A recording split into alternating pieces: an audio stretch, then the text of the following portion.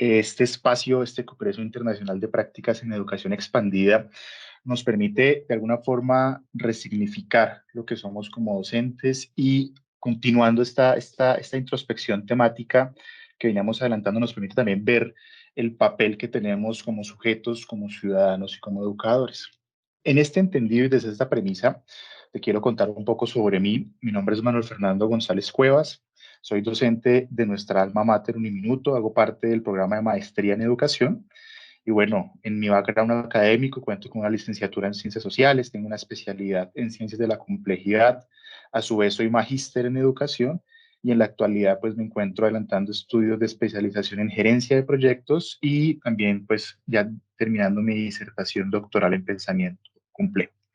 Quiero contarte con un proceso muy interesante, contra un proceso muy valioso, cómo surge esta ponencia, esta reflexión.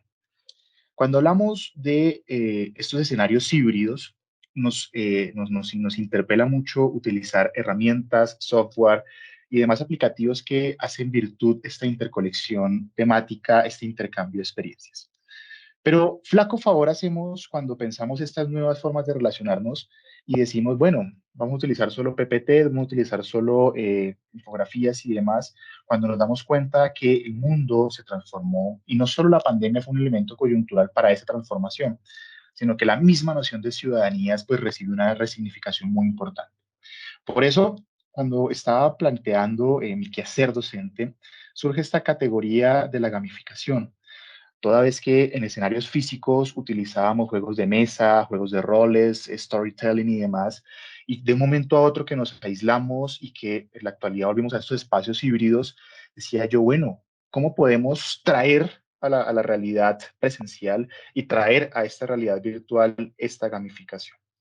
Para ello, entonces me pensé cómo construir la categoría. Esto, pues, te lo voy a contar, es una investigación que es hija de una recopilación bibliográfica, una suerte de revisión documental muy enriquecedora. Y allí nos encontrábamos con una realidad muy interesante, y era que cuando nosotros hacemos esta etimología, este ir al quid de la gamificación, vemos que es un concepto netamente empresarial, o sea que tiene su epítome en la relación de las ciencias empresariales, en la relación de lo que somos como organizaciones que tienen unas finalidades comerciales pues muy claramente definidas y unos telos de rentabilidad, unos telos de usabilidad y demás. Y bueno, se desdobla una categoría que nos lleva a pensarnos, venga, cómo los elementos multimediales, sobre todo dos categorías allí, lo audio y lo visual, cómo podemos integrarlo a, a nuestros procesos de resignificación, de interacción y demás.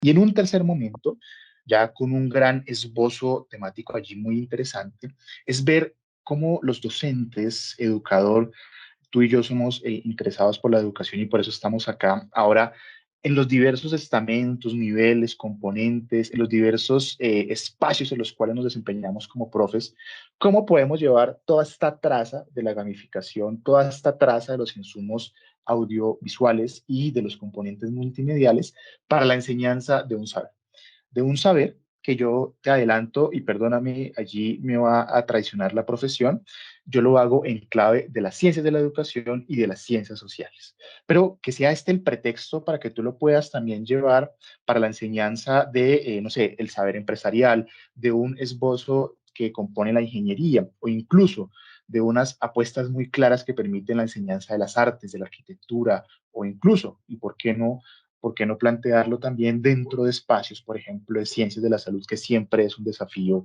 para los educadores, pues ver elementos disruptivos y educación expandida, que es el telos el eje epistémico que nos reúne en este evento académico. Pues bien, dicho esto, me quedaba a mí en la mente cuál ha sido el éxito de las empresas, ¿cierto? De las organizaciones para que la gamificación sea un eje muy potenciador, sea un eje muy dinamizador y obtener nuevos resultados. Y me doy cuenta que estaba ante mí esta realidad y emanaba de los recursos que se utilizan allí para las apuestas de gamificación. Entonces, mi segundo momento fue, bueno, ¿yo cómo comprendo esta gamificación dentro de mi quehacer docente? Y por supuesto, había una clave allí, un vaso comunicante muy importante que fue la pedagogía y cómo yo hago diseños pedagógicos que estén atados justamente a una experiencia que permita este binomio enseñanza-aprendizaje, ¿no? Cuando tú y yo nos lanzamos en leer esta investigación educativa, vamos a ver que de fondo siempre hay una relación, ¿no? Ese vaso comunicante, esa tensión entre qué enseño, qué aprende. Y ese es el quid que permite el surgimiento de la investigación aplicada. Pues bien, cuando yo estaba justamente en esta reflexión, cuando de alguna forma recopilaba, me encontré con Gaitán, que tiene un paper muy cortico, una reflexión muy breve, muy somera, pero muy diciente, y me decía, mira, la gamificación parte de una técnica de aprendizaje. Perfecto. Y en ella vamos a ver que la mecánica de los juegos se hace virtud. Es decir, se normaliza los procesos que están implícitos en el juego. Pero este juego no puede ser anárquico y si tú ves el juego no lo es. Es de muy mal recuerdo ese niño que o ese joven que a la última hora que iba perdiendo inventaba una regla sui generis y con ella pretendía ganar la partida. No era así. Entonces, si estábamos jugando con trompos y mi trompo se caía primero, pues era el perdedor respecto de otros que vencían porque duraban más tiempo rodando. Ergo, el diseño pedagógico requiere unas normas muy bien definidas y a su vez y a la misma sazón, la categoría, el proceso gamificatorio, pues iba creciendo de manera atada, de manera muy bien allí, compenetrada y esbozada. Esto me permitió a mí entender que ya tenía un medio y era un medio que se asociaba a la gamificación. Sin embargo, yo tenía que pensarme cómo secuenciar estos procesos y cómo hacer unas rutas con unos esbozos dinamizadores que permitiesen despertar interés, es decir, hacer un claro planteamiento y este planteamiento fuese la excusa perfecta para llegar a un diseño pedagógico o, si lo quería más en un nivel más refinado, lo que Díaz Barriga nos vende como una secuencia didáctica, ¿vale? Aquí lo interesante y, digámoslo así, toda esta teoría nos hace escobijar cómo llegar a la constitución de una experiencia de aprendizaje. Esto en el entendido de que cuando nos pensamos la gamificación es porque de fondo y de nuestra reflexión estamos muy inquietos por las formas, los medios y las realidades en las cuales nuestros estudiantes están aprendiendo. Pues bien, yo te voy a dar las dos claves que encontré para hacer esta integración, ¿vale? De la gamificación en mis procesos de enseñanza-aprendizaje. Encontré dos frentes para hacer ello. Primero, entender que los conceptos teóricos que intento gamificar deben tener la susceptibilidad de convertirse en acciones definidas o en transformarse en actividades que pueden ser insertas en el aula, ¿bien? Y que por supuesto pueden ser susceptibles de convertirse en un juego. Perfecto, esta es la primera categoría. Lo segundo es cómo esa acción parte del deseo, del interés o lo que Gaitán, que pues proviene un poco del español, lo que en gana le viene al estudiante, lo decía así literalmente, para poder llevar a la consecución de esta acción.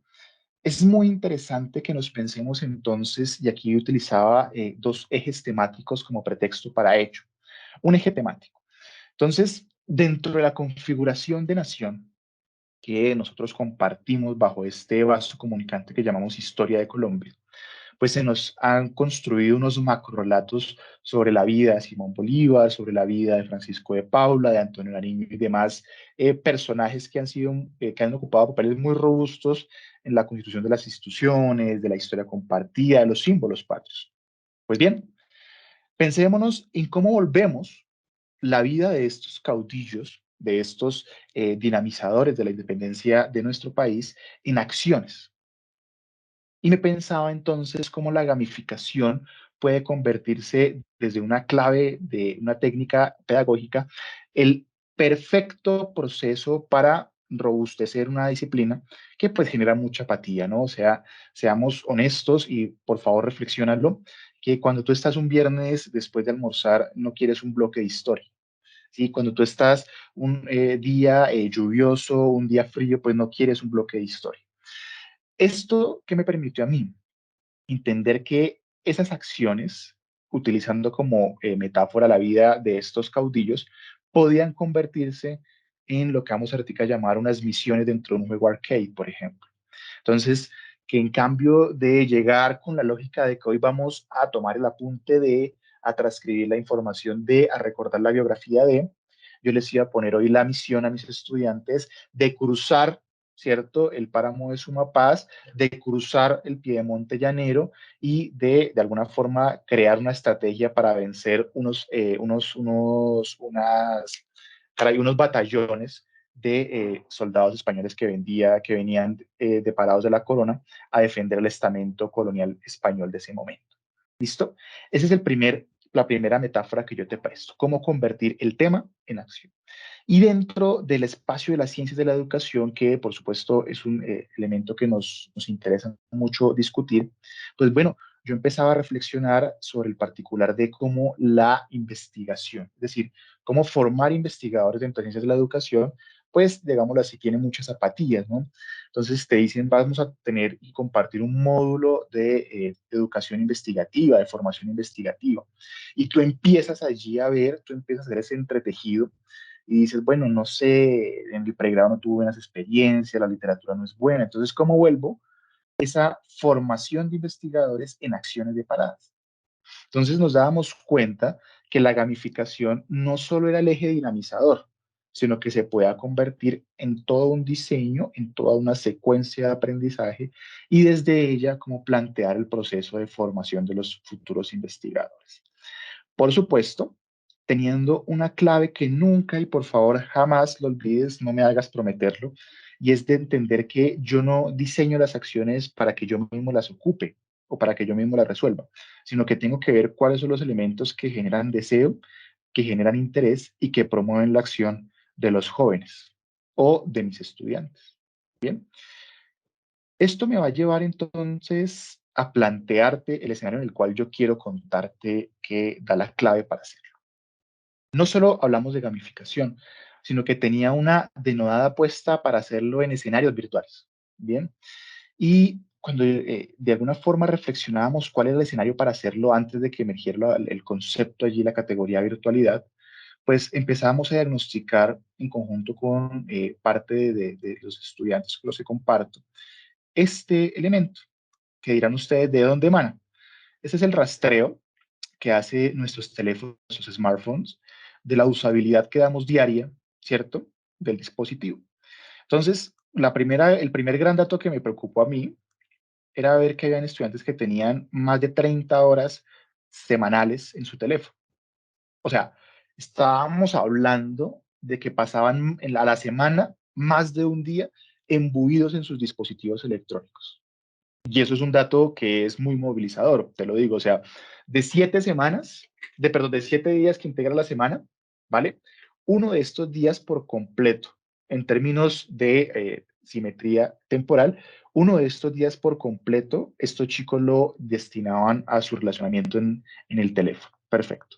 Pero cuando yo analizaba el componente por partes, implicaba que en promedio, ¿cierto? Los chicos destinaban 6 horas, algunos 5, otros incluso llegaban al dato de 10 o 12 horas, te soy honesto, y veíamos allí en una suerte de media técnica que el promedio era de 6 horas. Entonces, en un día que tiene una extensión de 24 horas, 6 de ellas están en espacios que no necesariamente son físicos. Y eso implica mucho, porque implica que incluso ven más al teléfono que a su propio núcleo familiar. Fue la primera realidad que encontrábamos. Bien, y cuando analizábamos cuáles eran los mayores componentes, ¿cierto?, de su día en ese dispositivo, veíamos, y tú ya lo notaste, que la mayoría eran espacios de lo que llamábamos las famosas redes sociales. Entonces, yo tumbé mi primer mito. Y el primer mito que yo tumbé es que mis estudiantes sí tienen atención, porque, o sea, para pasar 7 horas a la semana en TikTok, bien, casi 10 horas en WhatsApp y más de 7 horas en Instagram, hay que tener atención.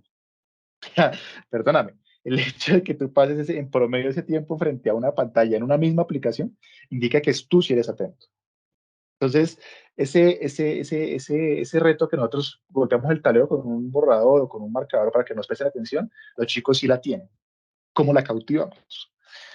Y empecé a documentarme sobre lo particular y veía un estudio muy interesante que hacía el Banco BBVA en población española, y es que en promedio, o sea, los españoles, y aquí tamizamos edades de mayores y edades de más jóvenes y de niños, en conjunto la población dura 3,51 frente a una pantalla diaria, ¿vale? Esto también es un dato muy poderoso, porque ¿qué implica? Que incluso aquellas personas que no nacimos como nativos digitales, ya hemos apropiado al teléfono móvil como parte de nuestra cotidianidad. El mismo estudio nos señalaba que hay dos acciones que definen nuestro finalizar el día y nuestro iniciar el día.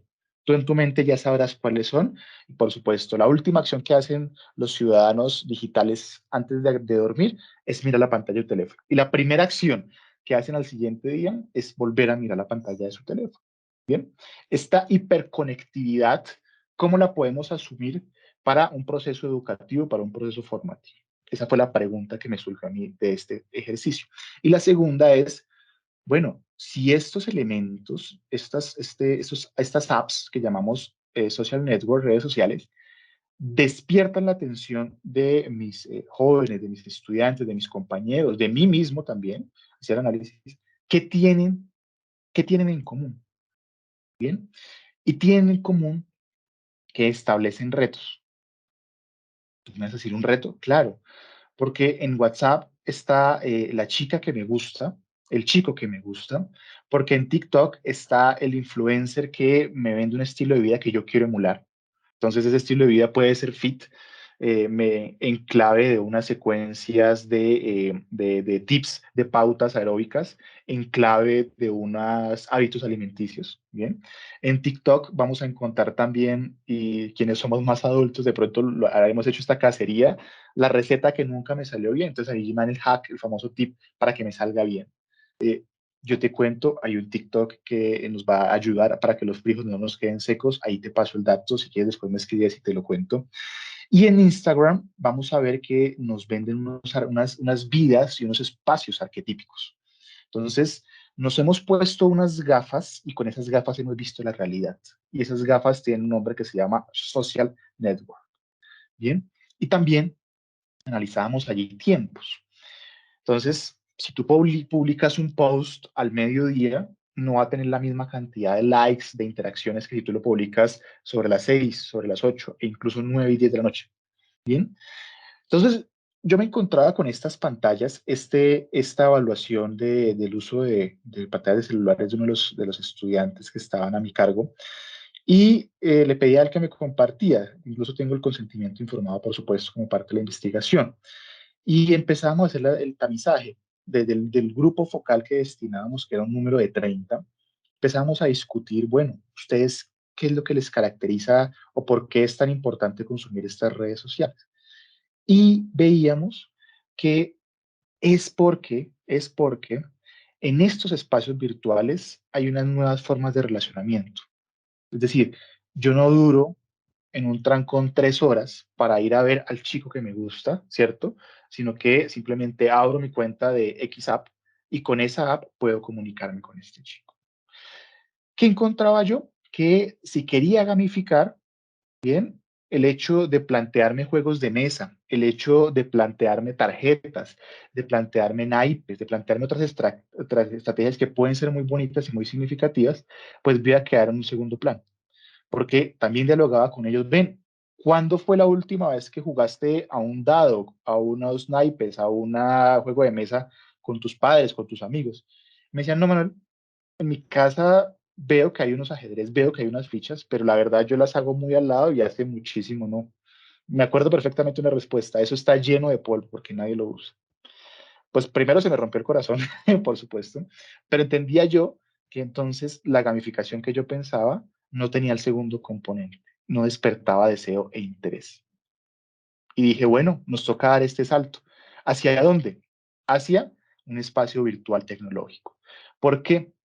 Porque vi que estas tres compañías que tenemos ante sus ojos, Meta, Google y Apple, habían descubierto, habían lanzado incluso pautas para frenar el uso del teléfono, porque incluso a ellos mismos, como analistas de data, les parecía que ya la usabilidad de sus dispositivos era increíblemente alta.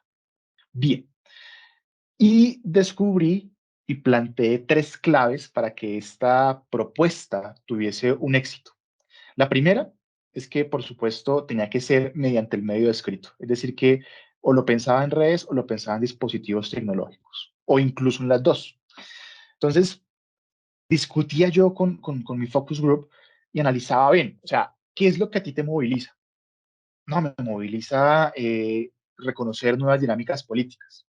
Me moviliza la manifestación cultural asociada a un género, o sea, a un tipo de música.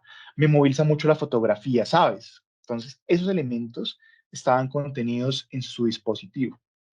Y también en ese focus group analizábamos que ellos llevan el celular a todas partes. Quizás dejemos la billetera, perfecto, pero el dispositivo no se puede abandonar.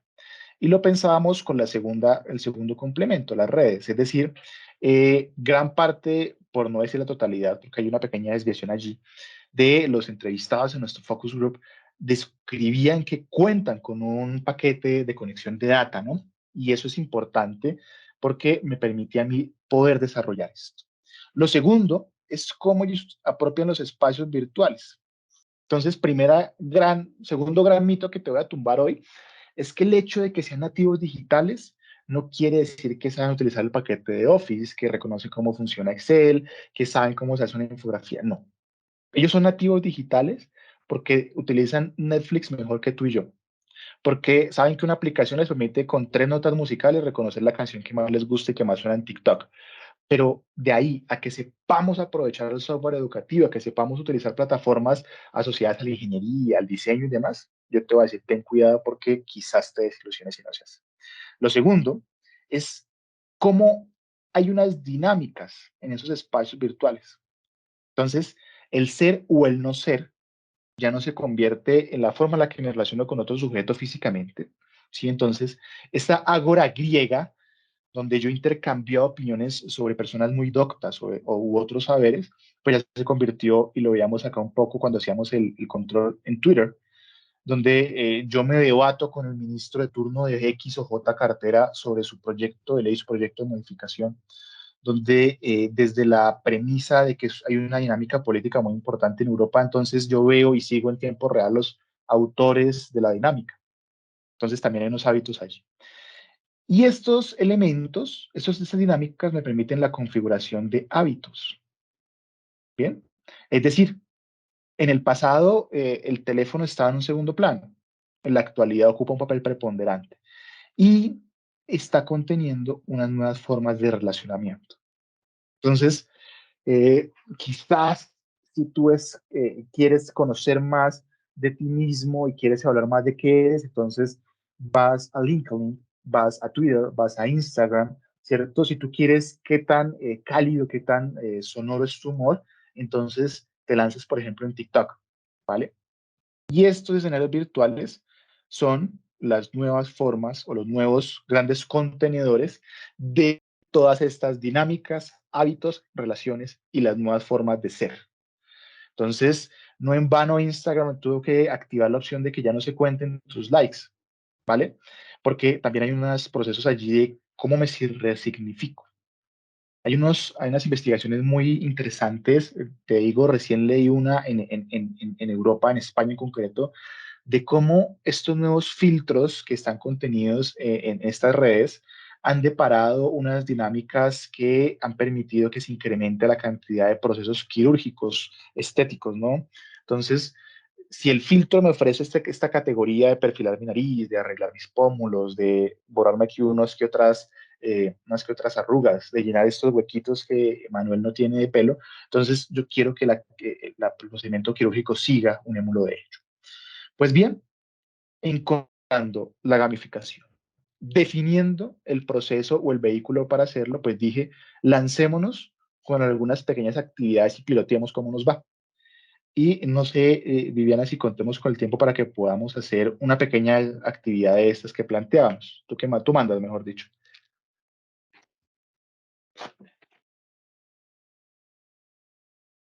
Yo creo que sí la alcanzamos a hacer. Bueno, entonces planteamos unos pequeños elementos dinamizadores. Ellos me decían, nosotros hace muchos años no hacemos un rompecabezas. Y yo decía, bueno, hagamos uno, hagamos uno. Y en ese momento estaba orientando una clase de investigación. Entonces, no sé si sus mercedes gusten, y aquí mismo ya les comparto mediante Teams. Ay, ¿qué pasó acá? Ya les voy a compartir en Teams, en el chat, les voy a compartir, acá está, un link, y en ese link van a encontrar una apuesta dinamizadora que hicimos sobre el particular de investigación. Entonces, aquí el derrotero fue ver que si bien los rompecabezas físicos, el cortar fichas con un bisturí no era tan atractivo, pues el reto de empezar a jugar entre nosotros, cuál era el que menos tiempo o el que más tiempo se demoraba en resolver ese rompecabezas, fue algo muy poderoso en cautivar la atención. Y algo que para ellos hace unas pocas semanas era poco cautivante, se convirtió en algo muy interesante, porque lo asociamos, y este en el segundo vaso comunicante, a un reto. Es decir, el reto se asocia a la gamificación y la gamificación debe permitirme resolver ese reto. Y como valor agregado, como un plus de esta experiencia, entonces nos dábamos cuenta de que como resolvían este juego, pues ya no tomaban apuntes porque ya los apuntes son diferentes, se convirtió en algo multimedial. Y esto, en el entendido de que tomaban el pantallazo, le sacaban la foto a lo que acababan de resolver y se convirtió en algo muy interesante. Por supuesto, aquí el pretexto fue el rompecabezas, que si tú haces el link que te recién te envié, vas a descubrir que viene desarmado, que son un total de 12 fichitas, de 10 fichitas, y el pretexto era eso, para reconocer y para que ellos vieran que el tema que íbamos a tratar en esa sesión era el del diseño metodológico, qué pasos, qué procesos, qué secuencias hacemos para construir nuestra metodología de la investigación. Si yo hubiese llegado a esa sesión a decirles hoy vamos a trabajar metodología de la investigación, hubiese visto unas caras muy largas, pero en diferencia, cuando lancé este código QR mismo que te acabo de compartir, lo proyectaba, empezaba a ver que ellos, sin yo dar instrucciones, o sea, yo no tuve que decirle, chicos, saquen su cámara, no, no, no, no. Yo ya lo sabía, por supuesto, tú y yo reconocemos que los menús en los restaurantes son algo muy expandido en estos códigos de QR. Ellos decían, listo, vamos a empezar a hacerlo y vamos a empezar a aplicarlo. Ergo, el pilotaje fue muy bueno. Entonces, la gamificación acá fue exitosa, pero me pensaba, debemos llevarlo a siguientes niveles. Bien, y ya no debo pensarlo solo como una actividad, sino integrarlo en un proceso de secuenciación. Y eso me llevó al segundo momento o a la segunda experiencia, ¿vale? Y en la segunda experiencia, ya les voy a compartir el link, ya utilizaba, era una aplicación, una interfaz mucho más agradable que me permitía a mí hacer unos diseños mucho más viables. Reciente comparto en el chat el recurso y era este elemento que desde un diseño de Genially, lo que hacíamos era conectar unas categorías con otras. Para este segundo pilotaje ya estaba planteado y atada esta acción dentro de una secuencia, dentro de una propuesta de enseñanza-aprendizaje. ¿Y esto qué me permitió a mí? Entender que en un momento inicial hacía una actividad de contenidos, de aprendizajes previos, de significados previos, un momento continuante planteamos unas categorías y para verificar esa apropiación, pues decíamos, venga, ¿cuál es su color favorito? No, el verde, profe. Listo. Entonces, una propuesta de aprendizaje que es plantea unos factores, una apropiación de medios, una interacción del aprendiz, un rol activo. Ah, no, la mediación pedagógica está desde la premisa de que el estudiante tiene un rol activo y unían estas dos categorías temáticas. Listo. ¿Cuál es el componente biológico de este planteamiento? Entender que la genética no es el único limitante y lo empezaban a asociar. Y ellos, era muy interesante ver dentro de la sistematización de la experiencia cómo las fotografías de los observadores no participantes nos declaraban que los chicos estaban completamente atentos, completamente embuidos en el trabajo. Y empezaban ellos a hacer sus propias reflexiones. Entonces ellos mismos me decían, Manuel, ¿qué sentido tiene en este momento, en esta instancia en la cual estamos del mundo, lanzar la premisa de que el celular está prohibido en tu clase o que no está aceptado? Si mira, tú has convertido este dispositivo en un detonante de aprendizaje. Y finalmente, reflexionamos sobre el componente cognitivo y nos los lanzábamos allí en plantear unas tareas, unos procesos mentales propios para culminar por descarte en el desarrollo e interacción allí. Después del esbozo de gamificación, es importante, y esto también nos lo dice la experiencia y la literatura, hacer un feedback, es decir, plantear una realimentación que me permita a mí en tiempo real ver qué tan eficiente o qué elementos y categorías quedaron insuficientemente explicadas para que lo tengamos allí en mente. Listo, esas son como mis dos experiencias acá. ¿Qué encontré como factores diferenciadores? Y después lo leí, encontré y guía, que son dos autores de la Universidad de Barcelona. Y es que esta experiencia que yo les cuento es muy provocadora porque genera y convoca la competencia de los estudiantes. Entonces, en el primer ejemplo, era competir a ver quién primero resolvía este rompecabezas y qué recompensa había. Entonces empezábamos a ofrecer 5 puntos. Entonces, en mi diseño, en mi sílabus, en mi escala valorativa, tú vas a ver, y ahora siempre hay un elemento de puntos extra o de puntos de roleplay de clase o de desempeño en clase, porque ellos ya asumen, ellos ya saben, ellos ya conocen de que va a haber unos procesos en clase que les van a permitir mejorar el desempeño del quiz que no les fue tan bien. Y eso tenía un valor agregado muy importante allí, un valor diferenciador, y era que asistían a las clases, ¿cierto? Y me permitían a mí controlar asistencia, porque utilizaba software como Nearpod, como Mentimeter, que te pide a ti que te loguees para ahí sí entrar a la lección que se está impartiendo. Entonces me permitía a mí de una manera muy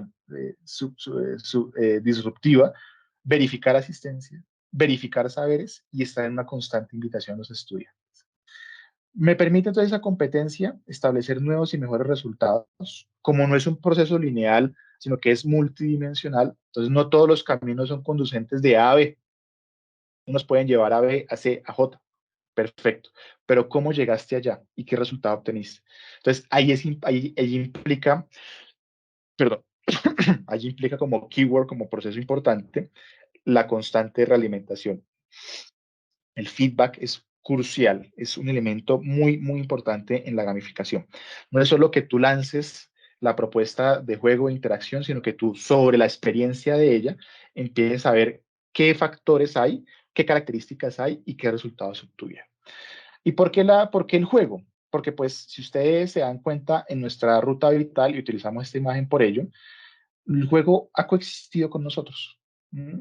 Ha pasado de ser un juego de legos, de balones, de pelotas, de canicas, de trompos, a ser un juego en consolas, a ser un juego en redes sociales, a ser un juego de que el que cometa una falta ortográfica lo postea en WhatsApp y quienes le contesten mal lo siguen posteando. Es decir, que el juego de alguna forma es naturalizado y normalizado en lo que somos. Y sobre todo el deseo de ganar, es decir, se sigue alimentando esa competencia. Por supuesto, bajo una concepción bastante positiva de ella.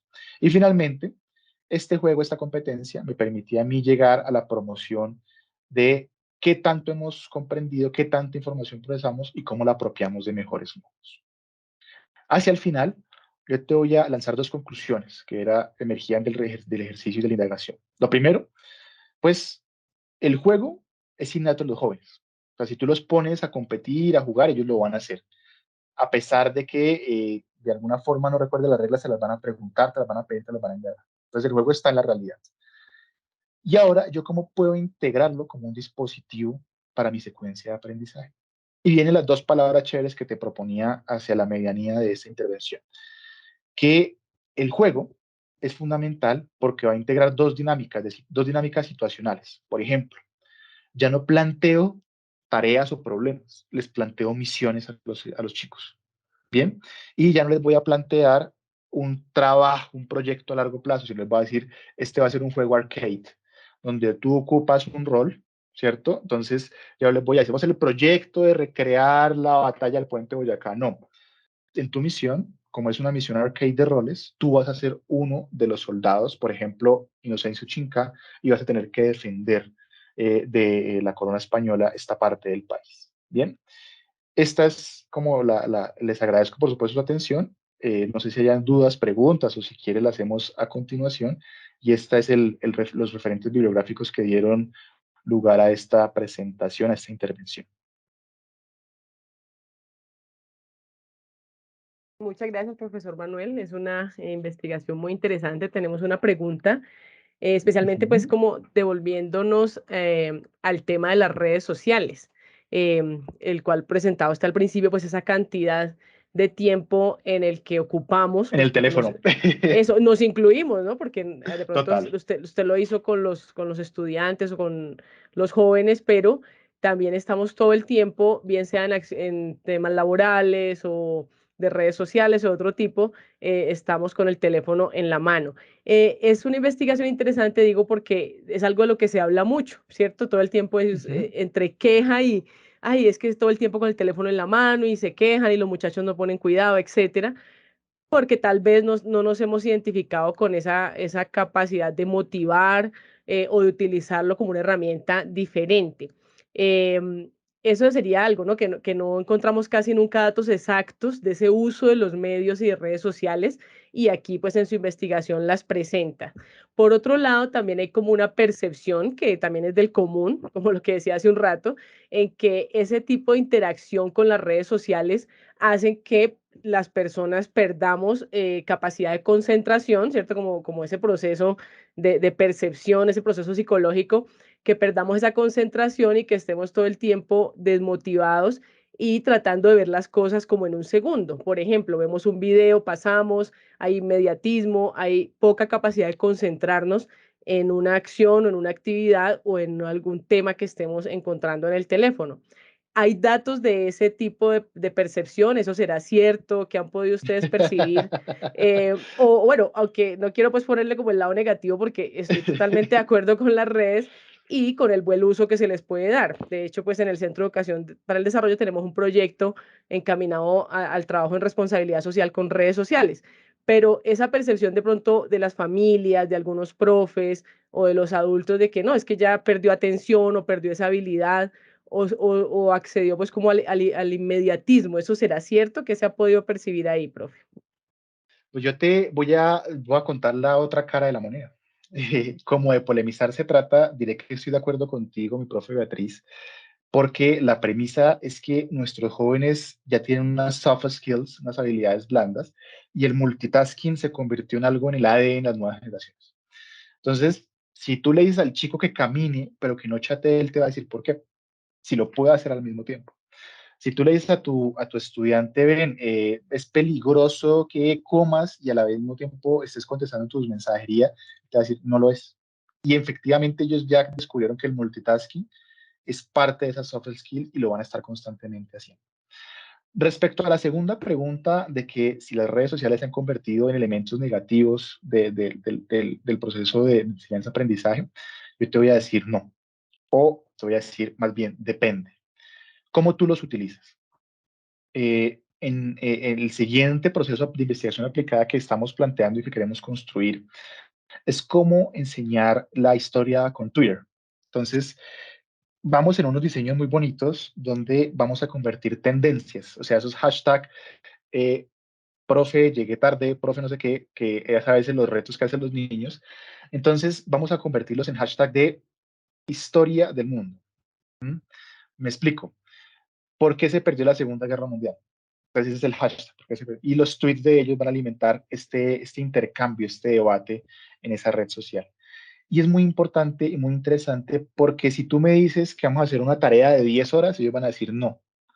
Pero si tú les dices, vamos a crear una tendencia en Twitter y vamos a contestarnos preguntas, vamos a debatir allí, claro, con unas reglas, con un manual procedimental, porque hay unos protocolos para ello, ellos van a durar más de 15 horas debatiendo allí. De hecho, van a llegar al siguiente día intercambiando opiniones. Y la segunda apuesta es el TikTok. A nivel mundial, TikTok es el que mayor atención ha condensado.